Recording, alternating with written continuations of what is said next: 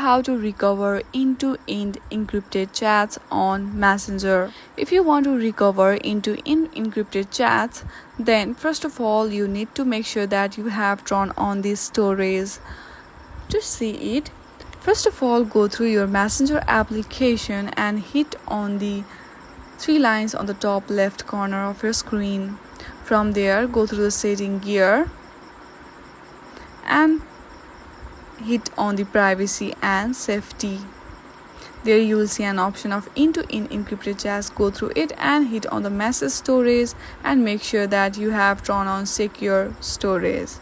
Now go back to the setting again, scroll down and hit on the account center and then click on your information and permission and select download your information.